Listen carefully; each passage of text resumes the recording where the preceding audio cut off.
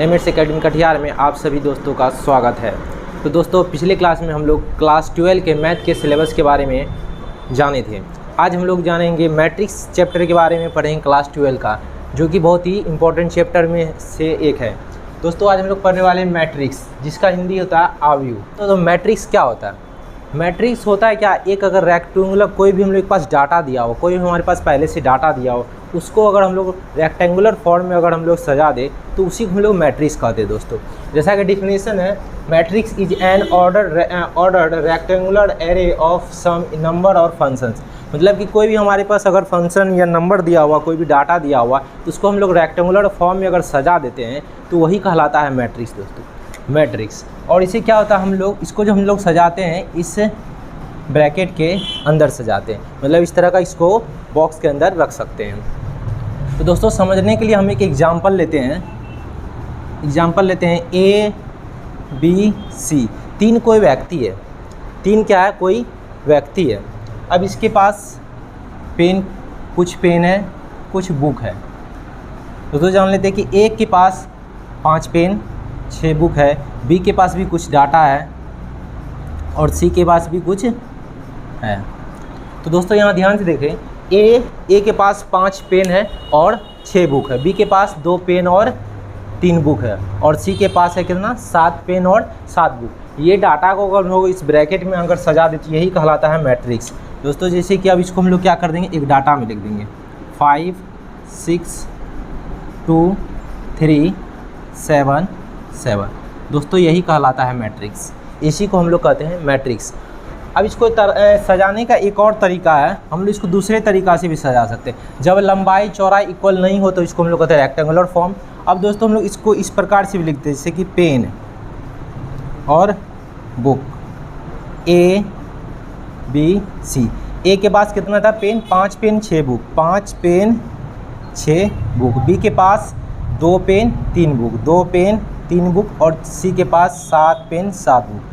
दोस्तों, अब इसको हम लोग मैट्रिक्स में सजाएंगे तो हो जाएगा 5 2 7 6 3 7। दोस्तों, ये भी रेक्टेंगुलर फॉर्म है। ये भी क्या है? एक रेक्टेंगुलर फॉर्म में हम लोग डाटा को सजा दिए। तो देखो, दोनों ही एक ही डाटा को हम लोग दो तरीक़ा से सजा सकते हैं। दोनों में क्या है दोस्तों? दोनों में रेक्टेंगुलर ये फॉर्म में है, क्योंकि इसका लंबाई और चौड़ाई इक्वल नहीं है, लंबाई और चौड़ाई इक्वल नहीं है, तो रेक्टेंगुलर फॉर्म में हो गया। तो यही कहलाता है मैट्रिक्स। तो ये हम लोग समझ लिए मैट्रिक्स। अब मैट्रिक्स को जो डिनोट करते हैं हम लोग कैपिटल लेटर से, हम लोग डिनोट करते हैं, जैसे ए बी सी। तो ये हो गया डिनोट करने का तरीका, यानी अगर कैपिटल लेटर यानी मैट्रिक्स को डिनोट करना तो हम लोग कैपिटल लेटर का यूज करेंगे। दोस्तों, अब इसके अंदर देखो, ये 5 है, 6 है, 2 3 7 7, ये मैट्रिक्स का एलिमेंट है। इसको हम लोग क्या कहते हैं?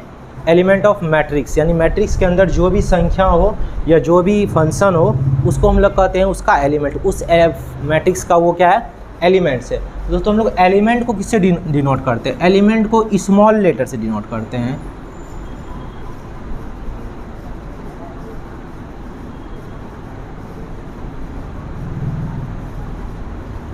By A B C dot dot. यानी हम लोग मैट्रिक्स को का बात किया जाए तो मैट्रिक्स को कैपिटल लेटर से, और उसके अंदर जो एलिमेंट है यानी जो नंबर है उसको हम लोग उसका एलिमेंट कहते हैं, यानी उसके अंदर जो भी है उसको हम लोग डिनोट करते हैं स्मॉल लेटर से। ठीक है, तो ये समझ में आ गया। कैपिटल लेटर से डिनोट करते हैं किसको? मैट्रिक्स को, और स्मॉल लेटर से डिनोट करते हैं उसके एलिमेंट को। फिर से एक बार हम लोग मैट्रिक्स के बारे में जान लेते हैं। मैट्रिक्स क्या होता है? हमारे पास अगर कोई डाटा दिया हुआ, अगर हम लोग उसको रेक्टेंगुलर फॉर्म में अगर सजा ले तो वही कहलाता है मैट्रिक्स। यहाँ पे जैसे कि हम लोग एक ही एग्जाम्पल लेते हैं, इसको हम लोग सजाने का 2 तरीका है। एक तो हम लोग इस फॉर्म में सजा लिए, एक इस फॉर्म में, दोनों ही रेक्टेंगुलर फॉर्म में है।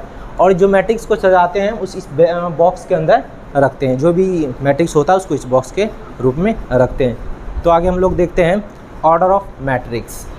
हम लोग अब देख रहे हैं ऑर्डर ऑफ मैट्रिक्स। ये ऑर्डर ऑफ मैट्रिक्स क्या होता है? तो जैसे कोई भी एक मैट्रिक्स दिया हुआ है, ये कोई एक मैट्रिक्स है, ये कोई क्या है? एक मैट्रिक्स दिया हुआ हमारे पास। इसमें क्या होता है? इसमें 2 पार्ट होता है, एक होता है रो, एक होता है कॉलम। ये जो है लेटा हुआ लाइन यानी 2 5 5, ये वाला जो लाइन है, ये वाला, इसको हम लोग कहते हैं रो। इसको कहते हैं हम लोग क्या? रो। ये दोनों हो गया रो। और ये जो वर्टिकल है, वर्टिकल जो लेटर है खड़ा, ये इसको हम लोग कहते हैं क्या, कॉलम। ध्यान से देखो, ये तीनों पार्ट जो है इसको हम लोग कहते हैं कॉलम, और ये जो लेटा हुआ पार्ट है इसको हम लोग कहते हैं रो। यानी दो पार्ट होता है, रो और कॉलम। तो ये सब को हम लोग कह सकते हैं कॉलम। ये हो गया कॉलम, ये तीनों हो गया क्या, कॉलम। तो क्या हो गया, रो और कॉलम। हम लोग लंबाई चौड़ाई बोल रहे थे, मैट्रिक्स में हम लोग उसी को कहते हैं क्या, रो और कॉलम। अगर रो और कॉलम का नंबर अलग अलग हो, रो और कॉलम का संख्या अलग अलग हो, तो वो रेक्टेंगुलर फॉर्म में होगा। जैसे देखते हैं यहाँ पे कॉलम कितना है, 1 2 3, यानी 3 कॉलम है। कितना कॉलम है, 3 कॉलम। जो भी वर्टिकल लाइन है उसको हम लोग कॉलम कहते हैं। और इसमें रो कितना है, 1 2, ये हो गया रो। रो का संख्या 1 2 और कॉलम की संख्या 1 2 3, ये हो गया रो और कॉलम। रो को हम लोग पहला लाइन, तो इसको हम लोग R1 लिख सकते हैं, और दूसरा रो को R2 लिख सकते हैं। इसी तरह कॉलम को C1 C2 C3 लिख सकते हैं। तो ये हो गया रो और column. A matrix having m row and n columns is called a matrix of order mn। हमको मेन ये लास्ट पॉइंट पे ध्यान देना, ऑर्डर mn। अगर कोई मैट्रिक्स है उसमें m रो है, अगर कोई मैट्रिक्स है उसमें m रो है और n कॉलम है, m रो है और n कॉलम है, तो उसको करेंगे ऑर्डर mn ऑर्डर का वो मैट्रिक्स है। mn ऑर्डर का क्या है, वो मैट्रिक्स है। जैसे यही, तो ये जो है इसमें कितना कॉलम हम लोग गिनेंगे, 1 2 3, 3 कॉलम है और 2 रो है। तो पहले हमेशा रो लिखते हैं, पहले हमेशा रो होता है, फिर होता है कॉलम। तो रो इंटू कॉलम, तो इसमें कितना रो है, 2 रो 3 कॉलम, तो 2 इंटू 3 ऑर्डर का। बोलेंगे ये मैट्रिक्स किस ऑर्डर का है, तो ये मैट्रिक्स 2 इंटू 3 ऑर्डर का, 2 इंटू 3 ऑर्डर का। हमेशा रो पहले होता है, बाद में कॉलम होता है। तो ये इसको ऑर्डर है किसका, मैट्रिक्स का, ऑर्डर ऑफ मैट्रिक्स।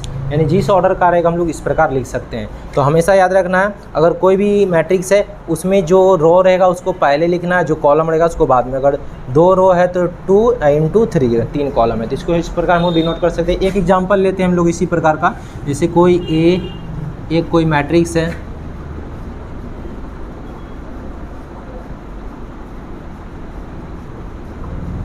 अभी ये कोई मैट्रिक्स है, और अभी हम बोले हैं कि हमेशा पहले रो को डिनोट करते, तो पहले इसमें काउंट करेंगे रो कितना है।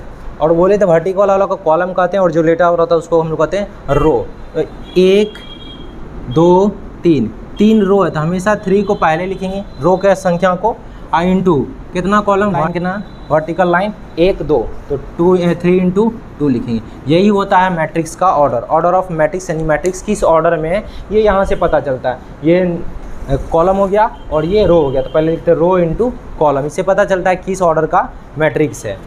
अब एक और हम लोग लेते हैं मैट्रिक्स।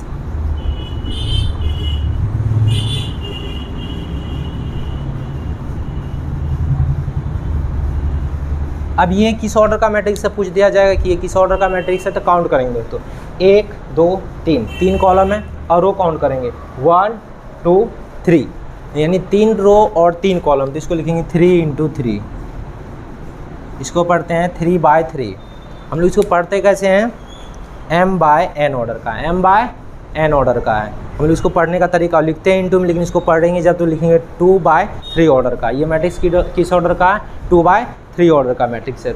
एक मैट्रिक्स है A equal to Aij m by n order का मैट्रिक्स है। अब यहाँ पे A तो है, इसके अंदर का एलिमेंट स्मॉल a एलिमेंट है मैट्रिक्स का, और Ij क्या डिनोट करता है, I डिनोट करता है इसका रो का संख्या, और J डिनोट करता है इसके कॉलम का संख्या। मतलब वो प्लेस, एक तरह से ये प्लेस बता रहा, Ij क्या बताता है, उसका प्लेस बताता है। और I का वैल्यू क्या होगा, I का वैल्यू हमेशा 1 से बड़ा और 1 के बराबर होगा, और जो होगा m से छोटा और m के बराबर होगा। इसी प्रकार J का वैल्यू क्या होगा, 1 से बड़ा और बराबर J और n से छोटा। ये है I और J के बारे में। और ये बताता क्या है, I J बताता है, वो I बताता है रो का संख्या और J बताता है कॉलम का संख्या। जैसे नीचे हम लोग एक लिख के रखे हैं A11 A12 A13। ध्यान से देखो, ये जो एलिमेंट है A11, ये कौन सा रो कौन सा कॉलम है, ये पहला कॉलम और पहला रो, इसीलिए 1 1, यानी I भी 1 और J भी 1। यानी पहला I बताता है रो का संख्या और J नंबर, और J बताता है किसका, कॉलम का। और ये दूसरा एलिमेंट, जैसे कि हम लोग ये एलिमेंट लेंगे, तो ये है A12। A12 क्या बता रहा है, मतलब कि 1 A1 है, ये आई हम बोले थे कि क्या बता रहा है ये रो का संख्या। तो पहला, ये अभी भी तो पहला ही रो में चल रहा है ना, तो ये पहला रो दूसरा कॉलम, पहला दूसरा कॉलम, रो पहला और दूसरा कॉलम, ये उसका प्लेस बताता है। ये क्या बता रहा है, प्लेस। जैसे और कोई इसमें से ले लेंगे, अगर जैसे ये लेंगे A23 2, यानी जो पहले वो आई है, जो बाद में है जे है, और आई किसको बताता है, रो को, और जे किसको बताता है, कॉलम को बताता है। तो 2 3 मतलब ये दूसरा रो है और तीसरा कॉलम। देख लो, पहला रो दूसरा रो में आ रहा है कॉलम में, पहला दूसरा तीसरा, तीसरा कॉलम में आ रहा है। तो रो और कॉलम को डिनोट करता है कौन, आई जे से ही पता चलता है कि वो रो का कितने नंबर पे। इस प्रकार हम लोग ये प्लेस एक तरह से बताता है, जैसे हम लोग